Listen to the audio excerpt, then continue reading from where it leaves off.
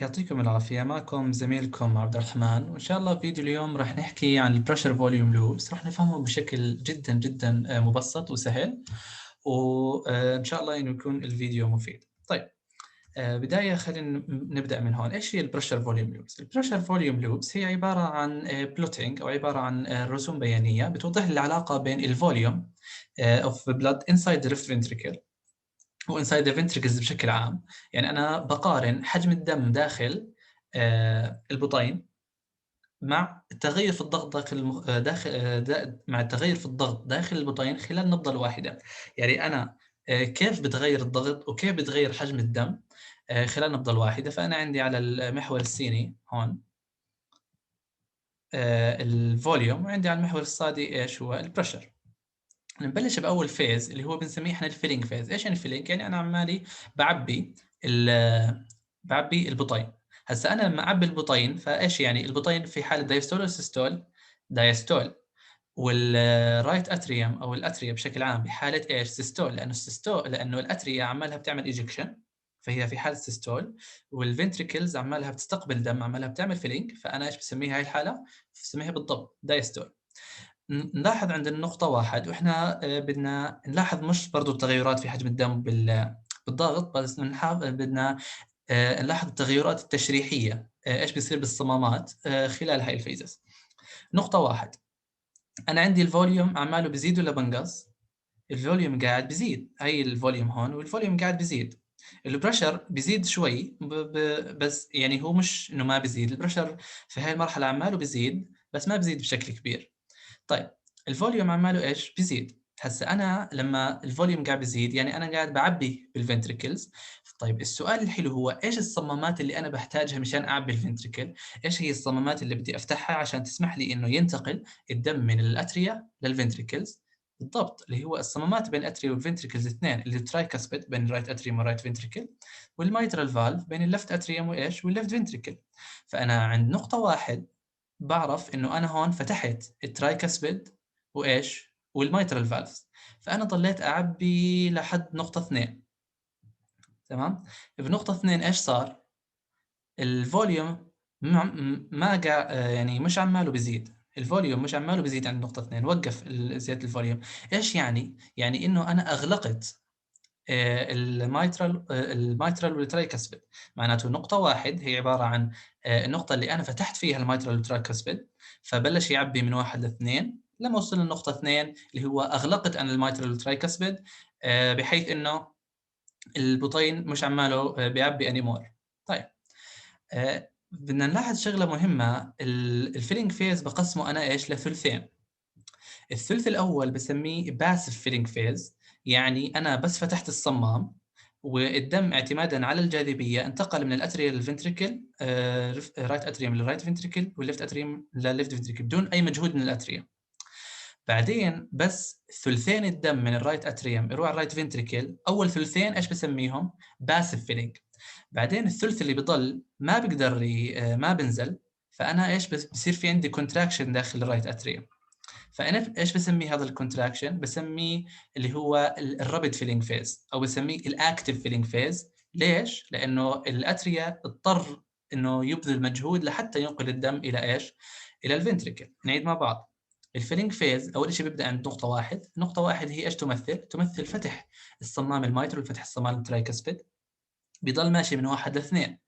ثلثين الطريق بنسميه باسف لانه فقط اعتمادا على الجاذبيه الدم بينتقل. الثلث الاخير اللي هو من هون بيعتمد على الكونتراكشن اوف ذا اتريا لحتى انه يوصل الدم، فسميه اللي هو الاكتيف، او بسميه مرات ريديوسد فيلينجز.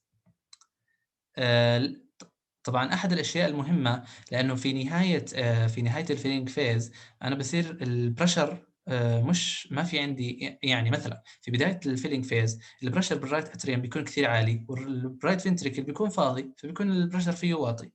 فاعتمادا على الجاذبيه والبريشر جريدينت الدم بصير ينزل.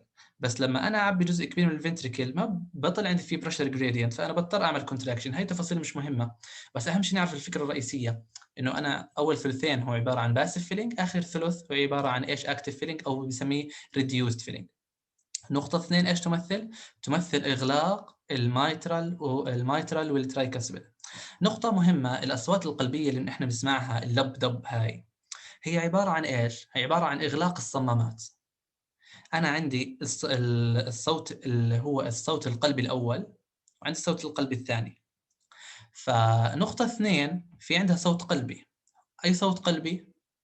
نعم. بالضبط، فيها اللي هو إغلاق نقطة 2 اللي هو الmitral valve closure اللي هو الصوت القلبي الثاني. راح نحكي عن الأصوات القلبية في راح نحكي عن الأصوات القلبية طبعًا إحنا في فيديو منفصل أو في نهاية هذا الفيديو حسب ما يسعفنا الوقت، لكن بشكل عام إنه 2 تمثل عبارة عن أحد الأصوات القلبية، لإنه صار في عندي إغلاق للmitral valve وإغلاق لإيش؟ لل الtricuspid valve. طيب نعيد مرة ثانية، نيجي هون. طيب أنا عندي هون وصلت للنقطة 2. الآن بعد نقطة 2 الدم أو حجم الدم راح يزيد؟ لأ، لأنه أنا أغلقت الmitral والtricuspid. طيب السؤال، هل أنا فتحت الaortic valve والpulmonic valve؟ لأ. الآن الventricles عبارة عن chambers مغلقين، ال4 صمامات مغلقين، عند نقطة 2 بيكون ال4 صمامات مغلقين، وببلش الventricle يعمل شوية contraction. هسه هذا الcontraction اللي بيعمل الventricle وال4 صمامات مغلقين، أول إشي راح يزيد الضغط داخل راح يزيد الضغط داخل الفنتريكل. راح يزيد ضغط داخل الفنتريكل، هذا الكونتراكشن هذا اولا. ثانيا حجم الدم ما راح يتغير، ليش؟ لانه الاربع صمامات مغلقين، فلا الدم ممكن يطلع ولا الدم ممكن يفوت. يعني الدم مش ممكن ينتقل من الفنتريكل للارتريز، ولا ممكن ينتقل من الاتريا للفنتريكل، فانا لا قادر اعبي ولا قادر اعمل ايجكشن، فالفوليوم هون ثابت. ايش بسميها هاي؟ بسميها ايزوفوليميك كونتراكشن.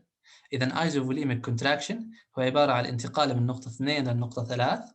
البرشر قاعد بيزيد، الفوليوم ثابت. ليش؟ لانه انا مش قادر اعبي، لانه انا مغلق الترايكاسبيد والميترال. مش قادر اعمل ايجكشن لانه انا مغلق الترايكاسبيد ايش والايورتيك. مشان هيك انا ايش بسميهم؟ بالضبط، أنا باسميها ايزو. إيش يعني ايزو؟ ثابت. فوليميك يعني حجم. هو إيش هو؟ عبارة عن انقباض ما بيغير في حجم الدم داخل البطين. طيب هذا هو البارت الثاني أنا بسميه ايزوفوليميك كونتراكشن. طيب في عندي بعد الايزوفوليميك كونتراكشن بس الضغط يوصل لمرحلة معينة، الضغط داخل الفنتريكل بيصير أعلى من الضغط داخل الارتري. إذا كنا بنحكي عن الليفت فنتريكل، فالضغط داخل الليفت فنتريكل بيصير أعلى من الأيورتيك أرتري، والضغط داخل الرايت فنتريكل بيصير أعلى من البلمونري أرتري. فلما الضغط داخل الفنتريكلز يتجاوز الضغط داخل البلمونري أرتريز، إيش بيصير بالفالفز؟ بيفتحوا. الأيورتيك فالف بيفتح، والبلمونيك فالف بيفتح. فحجم الدم إيش بيصير فيه؟ بيصير عماله إيش؟ بيقل. الضغط لسه عماله بيزيد لأنه أنا عماله بعمل كونتراكشن، بس اول ثلثين من الايجكشن فيز الضغط بيكون بيزيد، بعدين اخر ثلث الضغط بيصير يقل. تمام؟ اذا انا عندي في نقطه 3 هون تجاوز ضغط داخل الفنتريكلز الضغط داخل الارتريز، مما ادى الى انه الايورتيك فالف يفتح مما ادى الى انه الايورتيك فالف يفتح، والبولمونيك فالف يفتحوا برضه. فهذا ايش؟ الدم صار يطلع من الفنتريكلز، حجم الدم صار يقل. هاي الفوليوم احنا عمالنا بنروح هيك، فحجم الدم قاعد بيقل. البريشر بيزيد في اول ثلثين وبيقل في اخر ايش؟ في اخر ثلث. تمام؟ طيب بعد ما احنا خلصنا الايجكشن فيز طيب بعد ما احنا خلصنا الايجكشن فيز ايش صار عندي؟ صار الضغط، انا تقريبا طلعت اغلب البلاد داخل الفنتريكلز، فالضغط داخل الفنتريكلز صار اقل من ايش؟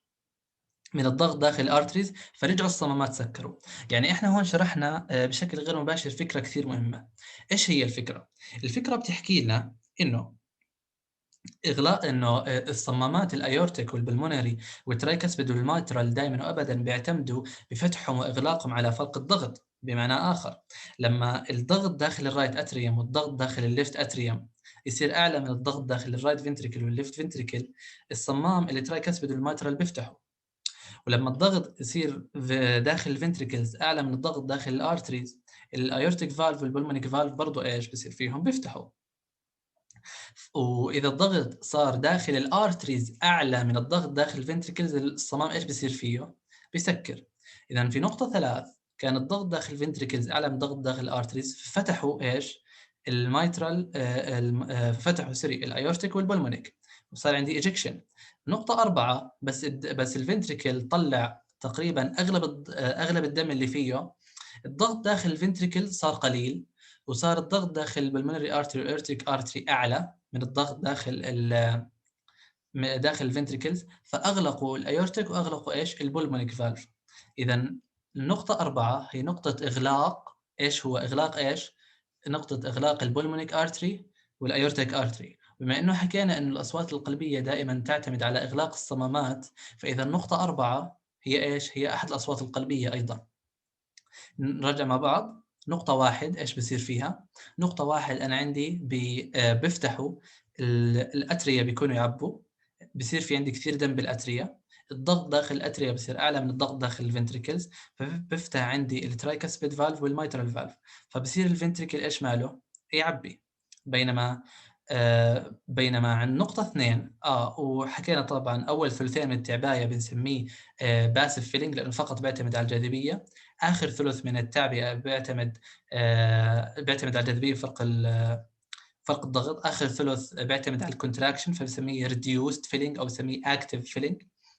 فالنقطة 2 الفنتريكل صار الضغط فيهم أعلى من الأترية، فأغلقنا إحنا ترايكاسبيد والميترال، ولسه ما فتحنا الايورتيك والبلمونري، وصار عندنا كونتراكشن، فصار الضغط يزيد لحاله بدون ما يزيد الفوليوم، فسميه ايزوفوليميك كونتراكشن. عند نقطة 3 الضغط داخل الفنتريكل صار أعلى من الضغط داخل الأيورتا والبلمونيك فالفز، فصار عندي إيجكشن فيز بعد ما فتحوا الأيورتيك فالف والبلمونيك فالف. عند النقطة 4 الضغط داخل الارتريز صار أعلى من الضغط داخل الفنتريكلز، مما أدى إلى إغلاق الصمامين وخلص عندي الإيجكشن فيز. إذا الفيز هون هذا إيش بسميه؟ فيلينج. ايزوفوليميك كونتراكشن. إيش بسميه هذا؟ ايزوفوليميك، لا هذا بسميه الإيجكشن فيز. طيب عند نقطة 4 تخيلوا معي إيش الصمامات اللي فاتحة؟ ولا شيء. أنا اوريدي كنت مغلق الترايكاسبيد والمايترال، وفوقيهم رديت أغلقت إيش؟ نعم أغلقت الأيورتيك والبلمونري، فعندي 4 صمامات مغلقين. فهذا برضو إيش بيرجعني لكمان فيز ايزوفوليميك. بس إيش الفرق هون؟ الفرق هون إنه البريشر عماله بقل. البريشر عماله بقل ليش؟ لأنه الفنتريكلز ما فيه دم. اول شيء هو عمل ايجكشن كل الدم اللي فيه، وعماله بيعمل ريلاكسيشن، بيعمل توسع، فالمساحه داخله بتزيد وما في دم، فايش بيعمل ريلاكسيشن. انتوا هسه لازم تحكوا لي، صرتوا خبراء خلص بالبريشر فوليوم لوبس، ايش لازم هسه نسمي هاي المرحله بالضبط؟ لازم نسميها ايزوفوليميك ريلاكسيشن. اذا انا في عندي ايجكشن فيز، اذا في عندي فيلينج فيز، عندي ايزوفوليميك كونتراكشن، ايجكشن فيز، ايزوفوليميك ايش؟ ريلاكسيشن. وهكذا اللوب ايش بتضلها تلف. عندي النقطة 1 ايش؟ نقطة 1 اللي هو بداية الفيلينج فيز، بيكون عندي الايورتيك والبلمونيك مغلقين. هسه في جدول راح نراجع فيه كل هاي الاشياء. الايورتيك والبلمونيك مغلقين، الترايكاسبيد والميترال فتحوا. النقطة 2 نهاية الفيلينج فيز، ايش بيكون عندي؟ بيكون عندي الاربع صمامات مغلقين، فببلش الايزوفيليميك كونتراكشن. النقطة 3 عندي الترايكاسبيد والميترال لساتهم مغلقين، ما حدا فتحهم، بس مين فتح عندي؟ الايورتيك والبلمونري. عند نقطة 4 بسكر الايورتيك والبلمونري، فبصير عندي الاربع صمامات مغلقين كمان مرة، فببلش كمان ايزوفيليميك ريلاكسيشن، وبرجع عند نقطة 1 بفتح الترايكاسبيد والميترال، وبرجع باللوب من اول وجديد. طيب نقطة 2 ونقطة 4 بيمثلوا أصوات قلبية ولا ما بيمثلوا؟ بيمثلوا. ليش؟ لأنه إغلاق الصمام يعتمد على إيش؟ نعم يعتمد، لأنه الصوت القلبي يعتمد على إغلاق الصمام، مشان هيك نقطة 2 ونقطة 4 بيمثلوا لي أصوات قلبية. هذا هو مثلا هي بالايزوفيليميك كونتراكشن بيكون الميترال فالف كلوز، الايورتيك فالف كلوز لأنه ايزوفيليميك. طبعًا أنا مش شامل هون باقي الvalves، بس كل الvalves خلال أي شيء لمّا نسمع isovolemic لازم نعرف إنه إيش، إنه كل الvalves closed. مثلًا بالejection phase أنا بدي أعمل ejection، أنا بدي أطلّع الدم، باحتاج الmitral valve؟ لأ، الmitral valve هو مسؤول عن التعباية، مش مسؤول عن الejection، فباسكره. الaortic valve مسؤول عن الejection، فبيكون فاتح. نفس الشيء خلال ejection بصير في عندي contraction، بس الpressure بيصير أول شيء increasing then decreasing. حكينا إنه بالإيجكشن، الإيجكشن كان هيك الفيز، كان أوله increasing بعدين آخره إيش؟ decreasing in pressure. هون هيو أوله increasing وآخره decreasing. بالisovolemic relaxation، isovolemic يعني كل شيء مغلق. إيش بيصير في عندي relaxation من اسمه، بيصير في عندي decreasing. وحكينا دائما ننتبه نقطة إنه بالفيلينج فيز اللي هو الفيز هذا البريشر بيزيد بس سلايتلي، مش واضح في هاي الصورة بس هو سلايتلي البريشر إيش increasing. طبعا هون عندنا الاتريال تريسنج كيرف، بدنا نشرح قبله الهارت ساوندز مشان نربط الامور ببعضها بشكل افضل. الهارت ساوندز على ايش بيعتمدوا؟ حكينا وابدا الهارت ساوند دائما بيعتمدوا على ايش؟ على اغلاق الصمام. انا لما يغلق عندي الصمام بيطلع عندي هارت ساوند. انا عندي تو هارت ساوندز. الصوت الاول لما احنا نحط السماعه اللي كلنا بنعرفه بنسميه لب، والصوت الثاني ايش بنسميه؟ بنسميه دب. هم عباره عن لب دب لب دب.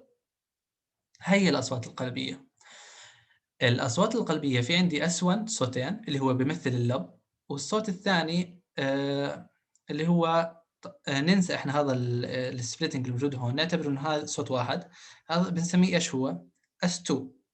S1 ناتج عن إيش؟ S1 هون ناتج عن إغلاق الصمامات الترايكسبيد والميترال فالف. هسه أنتم خلص صرتوا خبراء، أي نقطة بيتم فيها إغلاق الترايكسبيد والميترال؟ نقطة 2 هون. معناته نقطة 2 هي النقطة المسؤولة عن الصوت القلبي الأول. نقطة 2 هي عبارة عن إيش؟ هي عبارة عن النقطة المسؤولة عن الصوت القلبي الأول. طيب أنا بس أغلقت الترايكسبيد والمايترال، بكون بلشت سيستول ولا دايستول؟ بكون بلشت تعباية ولا بدي أبلش إيجكشن بعديها؟ لا، بعديها بيكون في عندي ايزوفوليميك كونتراكشن بعديها إيجكشن. يعني أنا أوريدي خلصت التعباية، يعني خلصت الدايستول. يعني S1 هي عبارة عن النقطة الثانية في البريشر فوليوم لوبس، عبارة عن إغلاق الميترال ترايكسبيد فالز، عبارة عن نهاية الدايستول، نهاية الفيز اوف فيلينج وبداية الفيز اوف كونتراكشن. تمام؟ طيب هسه انتم راح تحكوا لي الاس 2 بما انه هذا اغلاق الفيترال والترايكسبيد مع بعض، طبعا هم يغلقوا سيميولتانيوسلي مشان هيك احنا بنسمع صوت واحد. الاس 2 ساوند عبارة عن اغلاق ايش؟ بالضبط، الاس 2 ساوند عبارة عن اغلاق الايورتيك فالف والبولمونيك فالف. تمام؟ مشان هيك في اي نقطة هون بيغلق عندي الايورتيك فالف والبولمونيك فالف؟ بنقطة 4. إذا نقطة 4 بالفيلينج فيز نقطة 4 بالبريشر فوليوم لوبس اللي هو نهاية مرحلة الإيجكشن وبداية مرحلة الآيزوفوليميك ريلاكسيشن، هي عبارة عن الهارت ساوند إيش الثاني سكند هارت ساوند. طبعا هسه انا المسؤولين عن الايجكشن ولا مسؤولين عن الفيلينج الايورتيك والبلمونيك؟ مسؤول عن الايجكشن، يعني انا بفتحهم لما اكون بدي اطلع الدم من الفنتريكل. مشان هيك الاس 2 ساوند اللي هو نقطه 4 في البريشر فوليوم لوبس هم عباره عن نهايه الايجكشن وبدايه ايش؟ الفيلينج. فهم عباره عن نهايه السيستول وبدايه الدايستول. يعني الفتره اللي انا بسمعها بين اللب والدب تمثل السيستول والدايستول، تمثل السيستول. والمرحله والاس 2 من اس 2 لاس 1 ايش هو يمثل؟ يمثل الدايستول. هيك احنا بنكون صرنا خلص خبراء في سواء الهارت ساوند سواء كان في البريشر فوليوم لوبس. مرات بسمع 3 اصوات قلبيه. تعرفوا ليش؟ مرات بيكون في عندي هون مثلا نيجي هون. طيب نرسم هون بابيلري ماسلز. كان البابيلري ماسلز ماسكين ايش؟ مثلا بالكوردا ماسكين عن طريق الكوردا تنديني بالفالف. مرات بيكون في عندي برشر عالي جدا بالاتريوم، فلما يكون في برشر عالي جدا بيكون في برشر جريدينت كثير عالي، فانا اول ما افتح الصمام هذا بيصير في عندي فيلينج بسرعه كبيره جدا، بيؤدي الى انه يصير في عندي توسع سريع بالفنتريكل لانه انا عمالي بضيف فلويدز بشكل كبير، فالكوردا تنديني بتنشد. الموضوع كانه احنا بنشد رابر باند بسرعه كبيره. احنا مبدئيا بس نشد رابر باند بسرعه كبيره بيطلع لها صوت. هاي هي فكره الاس 3 هارت ساوند. بيكون في عندي بريشر كثير عالي بال بالاتريوم. بس يكون في عندي بريشر كثير عالي بالاتريوم، بصير في عندي كثير بريشر جريدينت، فبصير الباسيف فيلينج هذا اللي حكينا عنه بصير سريع بشكل جدا كبير. فلما يصير سريع بشكل جدا كبير بصير في شد مفاجئ للكورد التنديني، وبيطلع عند الاسري هارت ساوند. هسه الفكره انه الاسري هارت ساوند مرات بيكون ايش؟ مرات بيكون عادي، مرات بيكون طبيعي. بنلاقيه طبيعي وين؟ باليونج ادلتس، بالchildren اند بريجننت وومن. ليش؟ الادلتس والchildren بالعاده بيكون قلبهم قوي، ف بس يكون قلبهم قوي ويكون صحته كويسه، بيكون الكونتراكشن مرات قوي، فبيعمل عندي الاسري هارت ساوندز. بالبريجننت وومن دائما حكينا الموضوع في قبل في المحاضره، انه دائما البريجننت وومن البودي فلويدز عندها عالي، فلما يكون عندها هاي بودي فلويدز الليفت اتريوم بصير يتعبى بكميه اكبر من الدم، فبصير البريشر فيه اعلى، بصير في عندي بريشر جريدينت اكبر. لكن اذا كان في عندي older patient وعنده استري هارت ساوند، احنا بدنا وقتها نحدد ايش المشكله عند هذا البيشنت، لانه بيكون في عنده مشكله. اذا لقينا يونج ادولت او تشيلدرن او بريجننت وومن معها استري هارت ساوند فالموضوع نورمال. اما اذا لقينا اولدر بيشنت معه استري ساوند، دائما وابدا لازم to look in the underlying pathological cause. بالعاده ايش بيكون؟ بالعاده بيكون بالاكيوت هارت فيلير. التفاصيل ما اعتقد يسالوكم عنها كثير، بس احنا لازم نكون فاهمين. دائما اذا كنا احنا فاهمين الكونسبت بغض النظر عن السؤال، we can absorb it and we can think about it and we can then we can answer it easily and precisely. بالنسبه هذا هو الاسري هارت ساوند. طيب هسه هو حكينا هون سيستول وهون هيك دايستول. طيب هسه انا لو سالتكم الاسري هارت ساوند عباره عن سيستوليك هارت ساوند ولا دايستوليك هارت ساوند؟ يعني هو انا بسمعه خلال سيستول ولا خلال دايستول؟ بما انه موجود هون فانا بسمعه خلال الدايستول، اول ما ببلش الدايستول بسمعه. فايش هو بسميه انا؟ بالضبط بسميه ايرلي دايستوليك هارت ساوند او اسري قلب. بالنسبه ليش سميناه قلب ما بيهمنا هسه. فهمنا حاليا الميكانيزم، فهمنا متى الميكانيزم هو رابط تنسينج اوف ذا كوردا تنديني. مرات بيكون نورمال بالادلتس والchildren والبريجننت وومن، بيكون اب نورمال بالاولدر بيشنت، بالمرضى كبار السن يعني. هو عباره عن بالعاده بيكون في عندي ضغط زائد في الليفت اتريوم او الرايت اتريوم، بصير في عندي هاي بريشر جريدينت، فبصير في عندي تعبئه بشكل سريع جدا، بيؤدي الى انه انا اسمع الاستري هارت ساوند. طيب بالنسبه للفورث هارت ساوند اللي هو انا بسميه ليت دايستوليك هارت ساوند. ليش بسميه ليت دايستوليك؟ هو لسه بالدايستول، تمام، لسه وين بالدايستول بس باخر الدايستول، فسميته ليت دايستوليك. الفرق الاس 4 هارت ساوند انا مرات بيكون عندي كالتالي. نقيم كل الحبر اللي هون مشان نفهمها. مرات بيكون في عندي في عندي هايبرتروفي. ايش شو يعني هايبرتروفي؟ احنا ما بنعرف شو يعني هايبرتروفي حاليا، ما اخذنا باته لانه لسه بنحكي عنكم. يعني الهايبرتروفي هو عباره عن تضخم في العضله القلبيه نتيجه ارتفاع ضغط الدم. بغض النظر عن الفيزيائيه او عن الميكانيزم او الباثوفيسيولوجي underlying the hypertrophy of the left ventricles، هسه بدنا نفهم انه بصير في عندي العضله القلبيه كبيره، فبصير الحجره صغيره جدا للعضله القلبيه. تخيلوا معي ايش بصير. اول شيء بصير في عندي باسيف فيلينج، فهاي ايش بتتعبى، بس يخلص الباسيف فيلينج بيكون لسه كلها تعبت اصلا. هسه بعد الباسيف فيلينج اللي هو الثلثين، ايش بصير في عندي؟ بصير في عندي كونتراكشن بالليفت اتريوم، فلسه في دم بيندفع مره واحده وبقوه كبيره، فبخبط بالدم الاول، فاحنا كانه خبطنا دم في دم، لانه احنا عبينا هون بسرعه، لانه اول شيء الحجره القلبيه صارت صغيره، صارت تعبي بعد الفيلينج فيز، بعد الباسيف فيلينج فيز على طول. فلما يصير الاكتيف فيلينج فيز وانا اضخ دم كبير، بصير في عندي زي تيربيلانس بالدم، فبيطلع عند الاسفر هارت ساوند. فهمتوا ليش هو ليت دايستوليك؟ ليش هو ليت دايستوليك؟ لانه هو عباره عن نتيجه لما يصير في عندي انا اكتيف كونتراكشن بالاسفور في نهايه الدايستول، بصير في عندي كانه انا خبطت دم في دم، او خبطت دم بالولز اوف ذا فنتريكل، فطلع عندي الاس 4 هارت ساوند. النقطه اللي انتم لازم تعرفوها انه دائما وابدا الاس 4 هارت ساوندز هي عباره عن اب نورمال ساوندز. الاس 4 هارت ساوندز هو عباره عن اب نورمال هارت ساوند. دائما وابدا كان في تشيلدرن، كان ادولت، كانت بريجننت وومن، بغض النظر، دائما وابدا الاس 4 هارت ساوند هو عباره عن abnormal heart sound. طبعا احنا هيك بضل عندنا فيديو واحد بس راح نشرح عنه الاتريال تريسنج كيرف، راح نشرح الويجرز دايجرام. مثلا نحكي شوي عن الويجرز دايجرام قبل ما نروح. هذا عندنا هون بيمثل ايش؟ مثل ايورتيك فالف. سوري، هذا الكيرف اللي هون ايش بيمثل؟ بيمثل الفنتريكولار بريشر. بالسيستول اللي هو من هون انا عماله البريشر قاعد بزيد نتوفه بس ما بزيد. هسه انا هاي المرحله متى البريشر بيكون بزيد سلايتلي؟ بالعاده متى؟ بالفيلينج فيز. معناته هذا البريشر، معناته هذا الجزء من الفنتريكولار بريشر ايش بيمثل؟ بيمثل الدايستول المفروض يعني. احنا بشكل عام راح نشرح، وطبعا ايش هو الويجرز دايجرام؟ هو بيشرح لي الفنتريكولار بريشر مع الايورتيك فالف. مثلا على سبيل المثال هون الفنتريكولار بريشر صار اعلى من الايورتيك بريشر، هي الايورتيك بريشر وهي الفنتريكولار بريشر. بس الفنتريكولار بريشر صار اعلى من الايورتيك بريشر، الايورتيك فالف ايش ماله؟ فتح. راح نحكي بشكل اكثر عن الويجرز دايجرام عن الاتريال تريسنج كيرف اللي هو التغير في الضغط داخل الاتريوم. ومن هون لوقتها بنتمنى لكم التوفيق في امتحانكم، يعطيكم العافية.